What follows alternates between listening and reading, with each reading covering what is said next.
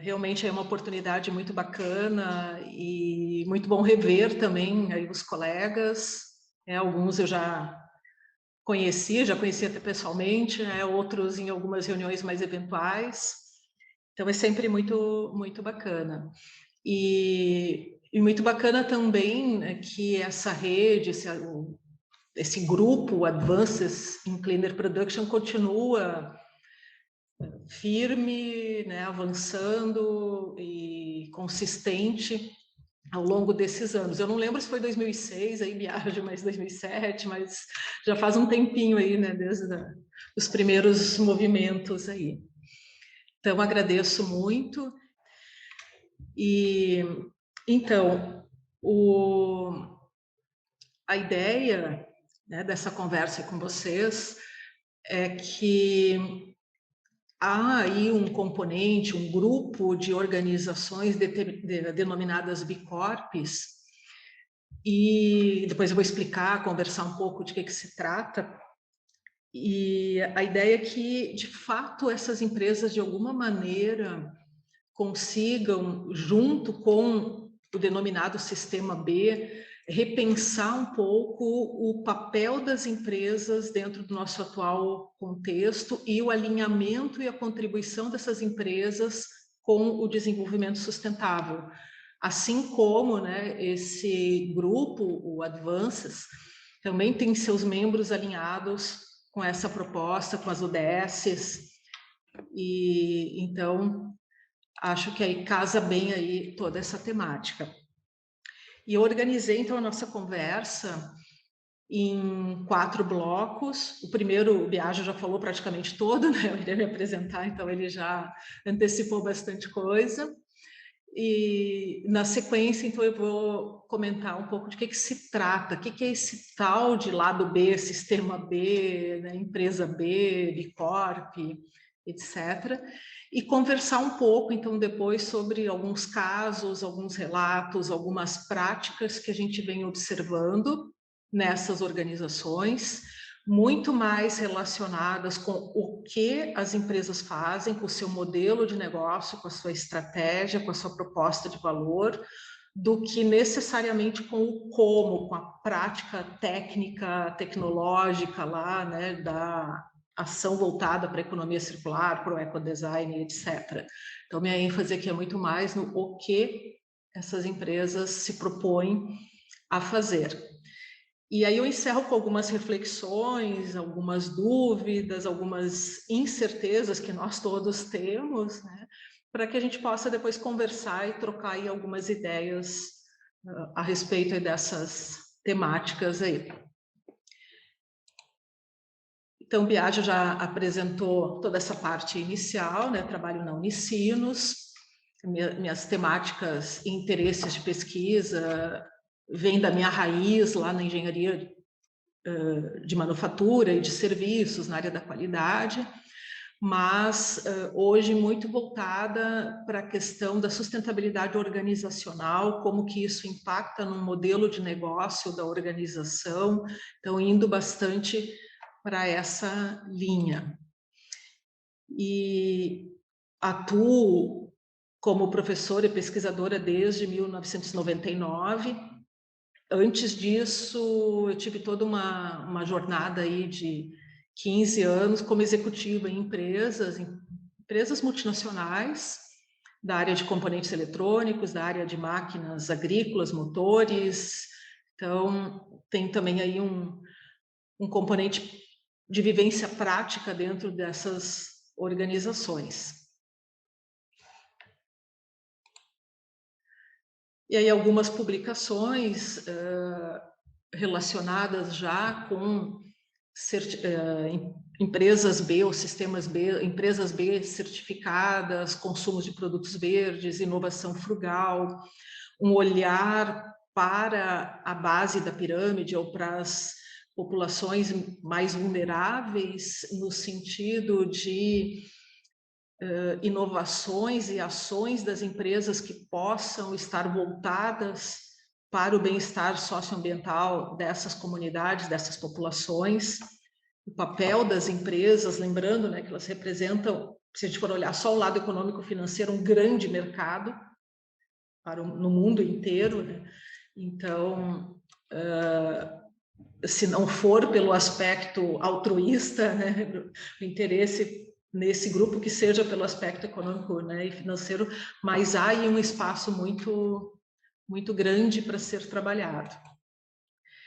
E tenho, então, também desenvolvido aí algumas orientações, alguns trabalhos dentro da perspectiva de operações e sustentabilidade organizacional, mas tendo como objeto de estudo os negócios de impacto socioambiental.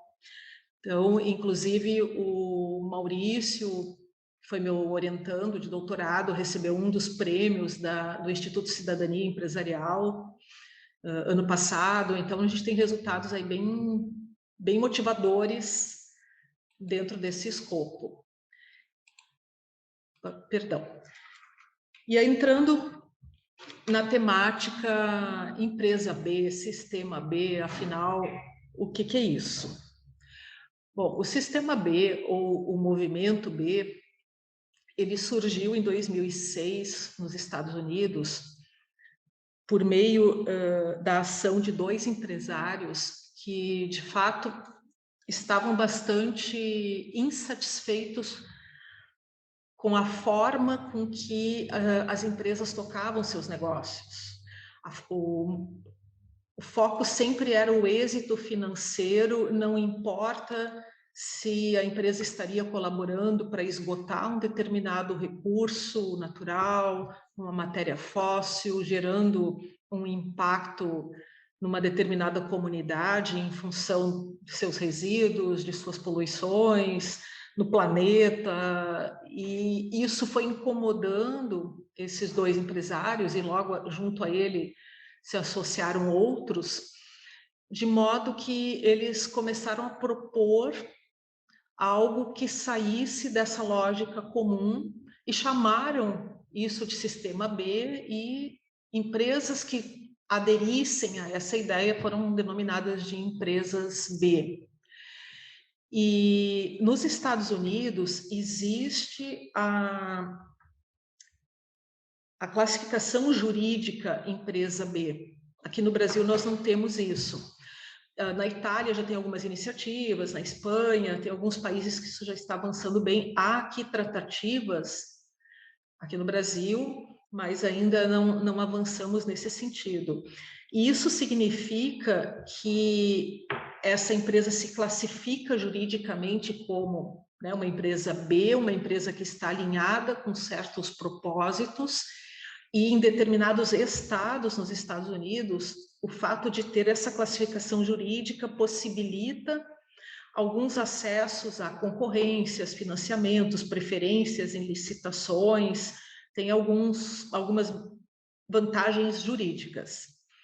Além da questão jurídica, existe também no sistema B um processo de avaliação e certificação de empresas que cumprem determinados requisitos, alinhados com essa ideia de redefinir o que é o papel da empresa numa economia B, numa nova economia. Então, essas empresas aqui a gente chama habitualmente de B Corps ou empresas B certificadas. Então, nós temos, né, em alguns países, empresas B, que têm o reconhecimento jurídico, e empresas B certificadas ou B Corps. Nem toda empresa B certificada precisa ter esse aparato jurídico. É o caso aqui do Brasil. Nós não temos, né, juridicamente esse reconhecimento, mas temos empresas com essa certificação. E o que vem a ser isso, então? A ideia é que as empresas trabalhem nos seus processos, repensem os seus processos e incluam nesse processo a questão socioambiental como um elemento primordial da sua proposta de valor. E para saber, mas estou no caminho, não estou no caminho, que bicho é esse, né? Que coisa é essa? Então, foi montado no Sistema B e é usado no mundo inteiro o Sistema de Avaliação de Impacto B, o BIA. E esse sistema de avaliação, ele cobre requisitos na área de governança, na área dos trabalhadores, clientes, comunidade e meio ambiente. E as empresas que querem ser reconhecidas como empresas B, elas necessariamente precisam ter um propósito muito coerente, muito forte e estarem comprometidas realmente com a geração de impacto positivo para a sociedade. Elas precisam, obviamente, incorporar algumas cláusulas desse sistema B relacionadas à ideia de ir além dos interesses econômicos e financeiros, então participar dessa rede Sistema B de troca entre empresas, informações sobre práticas, como funciona, como não funciona, o que dá certo. Então, esse é um aspecto bem importante. O outro aspecto importante é que esse sistema de avaliação de impacto, ele gera uma pontuação para a empresa e ela fica comprometida em estar melhorando, buscando alternativas de reorganizar aqueles processos ou partes dos processos que não têm um desempenho considerado tão bom assim. Ela pode buscar isso e melhorar. E há todo um ciclo de reavaliação. Na sequência eu já comento um pouquinho como que ele funciona. E o poder da interdependência, da colaboração mútua e etc., né, que é outro pilar essencial para uma empresa se tornar aí uma empresa B. Então, dentro desses critérios do sistema de avaliação BIA, há foco ou ênfase no papel da governança com relação à ética, compliance, transparência, proteção da missão. Essa missão deve necessariamente estar alinhada com propósitos socioambientais, com a força de trabalho e não só cumprir os requisitos legais de segurança, mas também com o desenvolvimento dessa força de trabalho, com o olhar de longo prazo, com uma série de aspectos que são muitas vezes conflitantes. Por exemplo, eu vou tratar de uma questão de automação, e isso vai significar aí um remanejo de pessoas, né, no posto de trabalho, ou uma necessidade de uma requalificação, ou mesmo de uma recolocação de pessoas no mercado de trabalho. Então, trazer uma visão de longo prazo para que a empresa, ao pensar nesses investimentos, também pense nisso, no impacto para a sua força de trabalho e apoie e trabalhe isso adequadamente. E aí entra também engajamento, por exemplo, de pessoas aí com necessidades especiais, com questão das ações para diminuir as desigualdades, e uma série de aspectos que entram nessa questão de trabalhadores. Comunidade, que é um aspecto super importante, como se envolve e desenvolve uma comunidade local para que em algum momento ela também possa, se for o caso, ser incorporada na cadeia de valor dessa empresa, ou, né, que ela possa ser beneficiada por ações de formação, de capacitação, de redução de pobreza, enfim, né, de uma série de questões desse tipo, questões de equidade. Então, tem vários aspectos bem legais.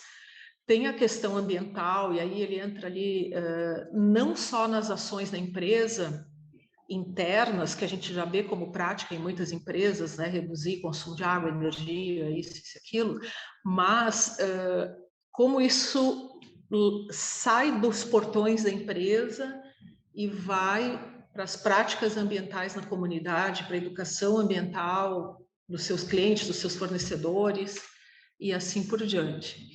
E com relação a clientes, né? Então, como é que os clientes trabalham e percebem essa lógica toda? Como é que eles reconhecem o papel dessa organização? Como é que as suas necessidades são atendidas dentro desse escopo?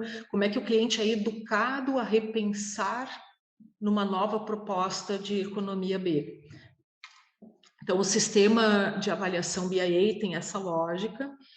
E uma empresa, quando decide, achei bacana, quero aderir a essa ideia, o que ela faz? Bom, ela tem a opção de fazer uma autoavaliação. Esse formulário, esse questionário do sistema BIA é gratuito, está lá no site do Sistema B Brasil, no mundo inteiro está lá.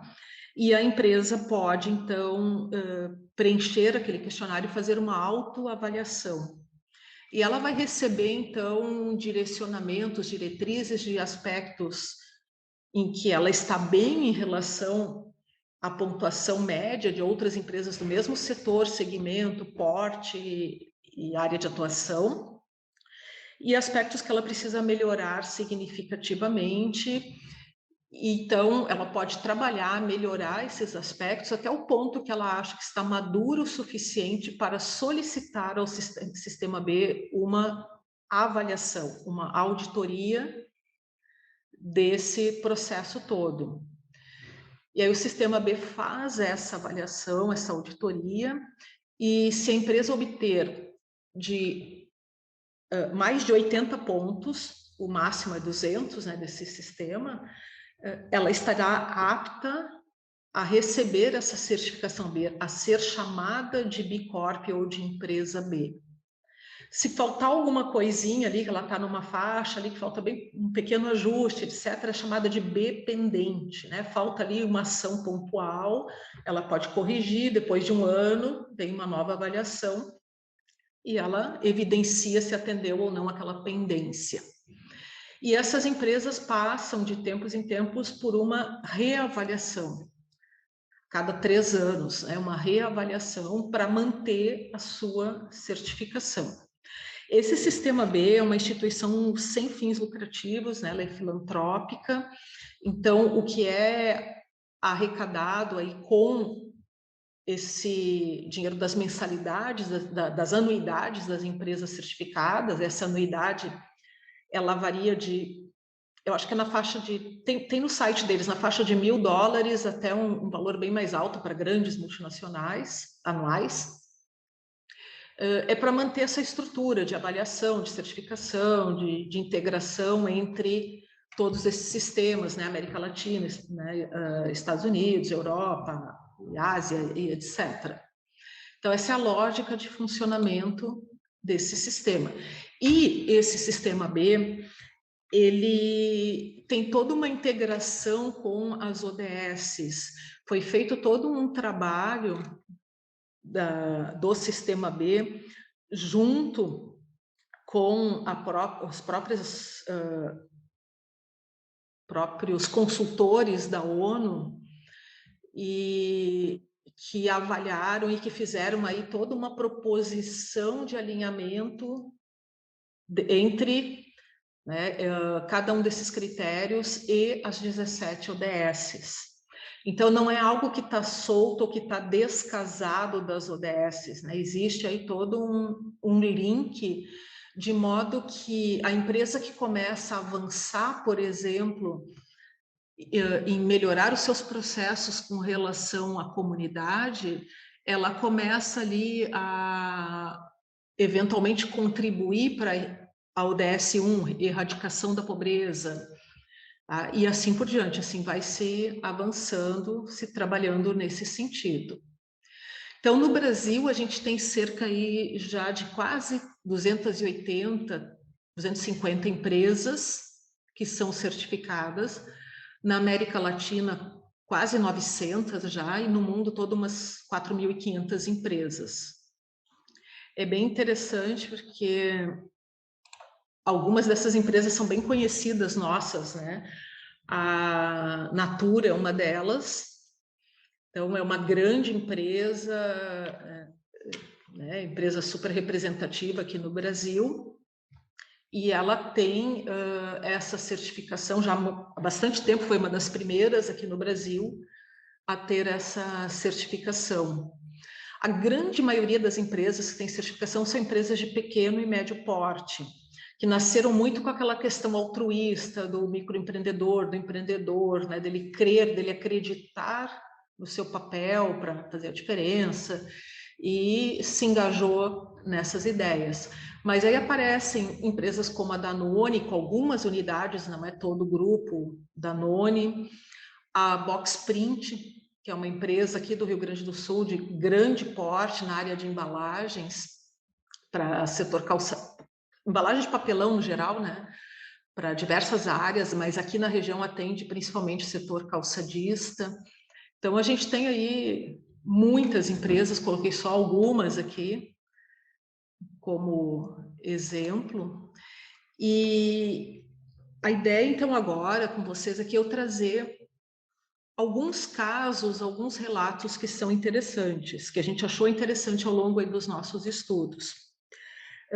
Destacando, colegas, eu não sou consultora do Sistema B, eu não ganho absolutamente nada com o Sistema B, e o nosso olhar aqui enquanto PPG é sempre de pensar, poxa, será que essa proposta de fato em as empresas aderindo a esses critérios e etc., vai contribuir para consolidar um modelo de negócio voltado para a sustentabilidade? É sempre esse o nosso olhar. Então, para mim, não importa se é empresa B, sistema X, modelo A, modelo C, né? Mas a gente procura olhar todos, né? Todas as alternativas que tem e entender de que forma elas poderão contribuir para um modelo de negócio mais alinhado com a sustentabilidade e trazer este olhar. Então, é o que a gente vem fazendo quando entra nessas empresas B aqui no Brasil, certificadas, e procura entender isso, o que essas empresas fazem, como que, né, a proposta delas contribui para esse alinhamento com um modelo de negócio para a sustentabilidade. E aí a gente tem um caso que é referente a uma empresa do setor de bioeconomia, situada na Amazônia Legal. Essa empresa foi detalhadamente estudada por uma doutoranda nossa, Márcia Amado, e a empresa é a maior produtora de carvão ativado da América Latina. Aquele carvão ativado que é usado nos filtros de água, tanto os domésticos quanto os industriais. E esse carvão, ele é produzido a partir do babaçu. Então, a nossa direita aqui da tela, né, a gente vê ali os carroções ali com o coco ali, né, do babaçu, e no centro ali a foto aí do próprio babaçu, que eu não conheço a árvore ao vivo ali, não conhecia, né? Então para mim parecia ali uma palmeirinha, um coqueirinho ali e tal, né? Mas dentre essas diversas opções aí dessas famílias aí, então uma delas é o babaçu. O babaçu é nativo daquela região de fronteira entre o bioma Amazonas e o bioma Cerrado. Então, ele nasce ali muito bem, né, produz muito bem naquela região de transição entre esses dois biomas. E o que se tinha, então, nessa empresa há cerca de 25 anos atrás? Essa empresa, há 25 anos atrás, ela produzia óleo do coco de babaçu para comercializar para as empresas de cosméticos e de alimentos. E esse óleo, então, ele era, na realidade, esse óleo, não, esse coco, né, a partezinha interna, a amêndoa do coco do babaçu, era fornecido por quebradeiras de coco ou comunidades locais de mulheres que faziam a cata do coco, a coleta, a quebra, extraíam a amêndoa, vendiam a amêndoa para a empresa e também aproveitavam parte dessa amêndoa para elas produzirem seu próprio óleo. Ocorreu que nessa época começou a entrar o óleo de palma aqui no Brasil e ameaçou significativamente então esse negócio da empresa, a própria cultura do babaçu, dado que o óleo de palma é muito mais barato, a produção é comercial. Aqui o babaçu, né, tinha uma produção extrativista, extrativista não, na lógica dos coletores, né, catadores. Então, algo muito difícil para a empresa que ocorreu naquele momento.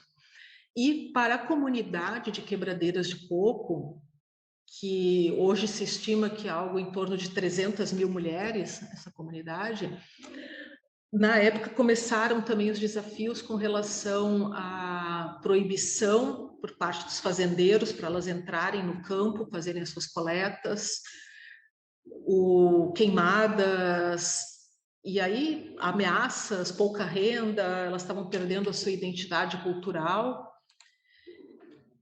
E a empresa, então, a partir desse choque que ela teve com a entrada do óleo de palma, ela começou a repensar o seu negócio. Houve aí também o herdeiro passou a assumir a empresa, então, né, na época era um jovem engenheiro, já veio com uma outra perspectiva. E o que foi mais interessante é que se mudou completamente o negócio da empresa, se deixou de ter como carro-chefe o óleo e se passou a ter como carro-chefe o carvão ativado. E esse carvão passou a ser produzido do endocarpo, né, daquela casca, toda aquela parte grossa do coco do babaçu. Então se começou a aproveitar todo o babaçu, a amêndoa e a parte externa, todinho ele. Para isso, a empresa desenvolveu uma série de equipamentos, de processos, tem várias patentes para fazer isso. Começou a usar todos os resíduos internos gerados para gerar energia para a própria empresa. Então, houve aí toda uma reorganização dos processos internos e uma reorganização da cadeia de suprimentos, junto com a comunidade de quebradeiras de coco, né, coletoras de coco. E essa foi a parte para mim mais interessante, assim, mais bacana de ver, porque nós conversamos com essas quebradeiras, com várias delas, com representantes dessas quebradeiras, e o que foi feito? Foi repensado um modo de operação delas, então toda a área de coleta que atende a empresa foi segmentada em áreas menores, foi feito todo um trabalho com os fazendeiros, uma orientação de manejo sustentável do babaçu, porque havia o hábito ali da queimada indiscriminada por parte dos fazendeiros. Então foi feito todo um trabalho muito grande nesse sentido, e as quebradeiras, então, tudo que elas coletam, se elas quiserem, elas vendem para a empresa, elas não são obrigadas a vender para a empresa, mas a empresa estabeleceu uma política de remuneração, segundo as quebradeiras, bastante interessante, bastante atrativa, né, que inclusive garante para elas, segundo elas, uma vida digna, casa, moradia, escola para os filhos. Algumas têm um relato que os filhos conseguiram ir para a faculdade, fazer um curso superior. Então, tem aí um cenário interessante nesse sentido. E para organizar todas, né, esse grupo de quebradeiras, então há agentes locais, microempreendedores locais, que fazem esse intermédio entre as quebradeiras e a empresa. O mesmo também ocorreu com indígenas que desejam vender o babaçu para a empresa, então tem uma série de ações nesse sentido, que foram feitas, gente, ao longo aí de 10 anos, não foi assim, né? Amanhã nós vamos repensar todo o negócio, foi algo sendo construído aos poucos, né? Então, aqui a gente tem uma ilustração das quebradeiras, aqui elas estão quebrando o babaçu para extrair para elas a amêndoa e produzir o óleo.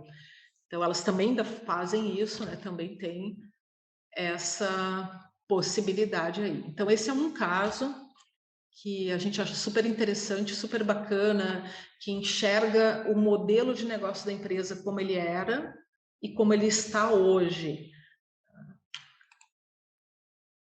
E o que a empresa comenta com relação a essa certificação B? Essa empresa foi certificada faz uns 5, 6 anos. E primeiro a empresa arrumou os processos, primeiro ela reorganizou sua cadeia, depois que ela ouviu falar no sistema B, achou a ideia alinhada com os seus propósitos, então ela já tinha todo esse alinhamento. E ela foi entender essa lógica.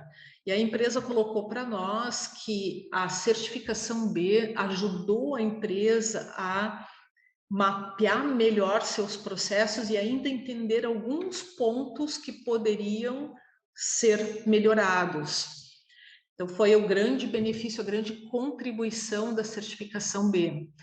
O mercado dessa empresa, que é um mercado B2B, então ela fornece para grandes outras empresas, não valoriza, segundo a empresa, a certificação B.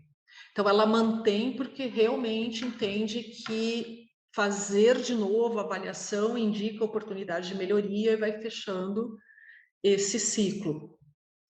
Então, essa é a perspectiva aí da empresa.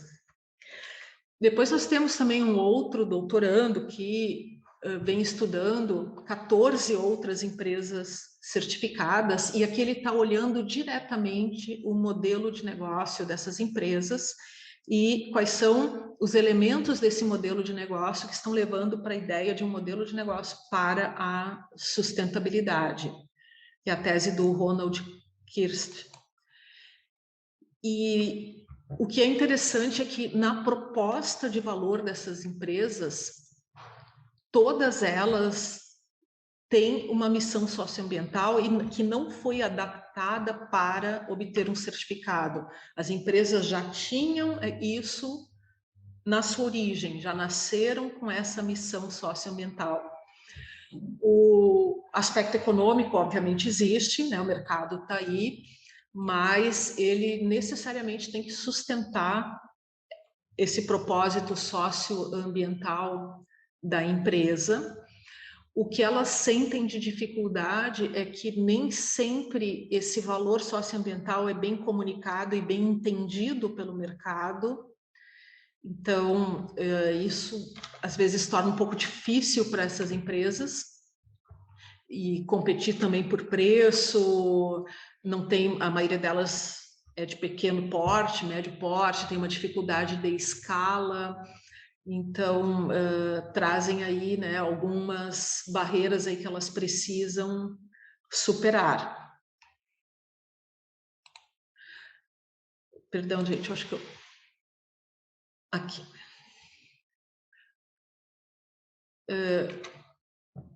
O varejo também é uma dificuldade para aquelas que trabalham no contexto B2C. Nem todo varejista percebe e valoriza o produto que vem com esse tipo de proposta. Tem um exemplo, então, de uma empresa, né, que trabalha com caldeiras, que tem uma tecnologia que reduz significativamente a emissão de CO2, e o próprio empreendedor nos relatou, né, que até hoje ele não teve nenhum cliente que abriu uma concorrência para instalar uma caldeira e disse: o meu foco é a redução de CO2. Né? Então, não existe isso, né? Não faz parte hoje da nossa cultura, do nosso mercado, do mercado dessas empresas aí.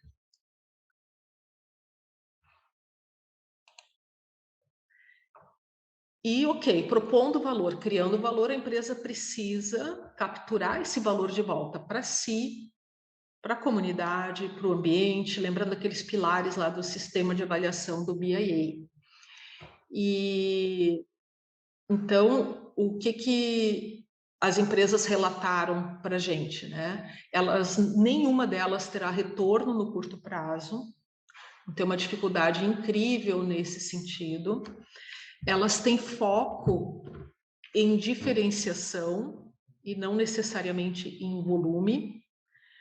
Por outro lado, elas reconhecem que, mesmo com foco em diferenciação, muitas vezes se torna difícil o seu posicionamento no mercado, né? Existem outras que também se propõem a ter uma diferenciação, mas muitas vezes vêm com propostas de um falso verde, como eles comentaram, né? Um falso sustentável. E elas acabam tendo que estar nesse mercado disputando isso ativamente. E o valor socioambiental faz parte do produto. Então, é esse dilema que elas colocam. Poxa, o valor socioambiental faz parte. A gente tem um exemplo bem bacana de uma empresa que faz leite vegetal. Ela diz, olha, nós queremos, né, levar para o máximo de pessoas possível a possibilidade de consumir o leite vegetal, de contribuir nesse sentido, mas a gente não consegue porque a gente ainda precisa estar competindo no mercado por diferenciação. E estando no mercado por diferenciação, eu não consigo preço baixo para que o meu produto chegue para todas as pessoas que gostariam de fato de consumir um leite vegetal. Então entram nesses dilemas, né, de não ter escala, de ter diferenciação, e mais seguem aí buscando alternativas. Problemas com fornecedores, né, de montar cadeia de fornecedores, porque normalmente a gente está falando aí de pequenas empresas, né? Como é que eu vou garantir fornecedores alinhados com essa lógica de compromisso socioambiental? Então tem muita coisa aí pela frente para fazer, mas tem muita coisa bacana sendo bombando aí, né, na cabeça dessas empresas, nesse contexto aí.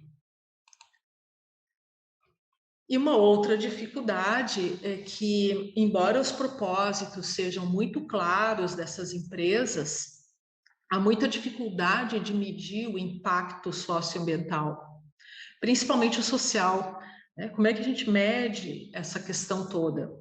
E esse é um dilema não só para as empresas do Sistema B, mas também para as empresas de impacto socioambiental no geral. Então, acaba sendo aí algo que também precisa ainda ser pensado, que tem um espaço bacana aí para ser trabalhado. E aí, avançando aí em outros casos, esses aqui eu não vou detalhar, né, mas a gente já teve aí mais 8 casos que foram estudados aqui, especificamente olhando com quais ODSs, aqui micro e pequenas empresas, né, de micro e pequeno porte, com quais ODSs elas contribuem diretamente, olhando e entendendo lá os seus processos, né? Então, obviamente, isso depende do segmento de atuação dessas empresas. A gente tem empresas que são da área da saúde, a gente tem empresas que são da área da educação, a gente tem empresas que são da área da manufatura, então há aí divergências aí nesse sentido. Mas sim, né, todas elas reconhecem uma contribuição direta das suas ações com alguns dos ODSs. E aí, como o nosso negócio é entender se, poxa, será que essa lógica de certificação B, de fato, ajuda, contribui para que o modelo de negócio da empresa se torne um pouquinho mais alinhado com o que a literatura vem chamando de modelo de negócio para sustentabilidade. Esse é o nosso propósito, né? A gente foi olhar, então, o que é o modelo de negócio. E o modelo de negócio tradicional, dentro da lógica que surgiu lá pelo Osterwalder, ele leva em conta uma proposta de valor que é feita meramente para o mercado. Então, o que eu vou oferecer para o mercado? E recurso ambiental, recurso social, é matéria-prima, é algo que eu tiro do ambiente, uso na minha empresa, transformo em algo que o mercado vai querer e entrego lá para os meus clientes.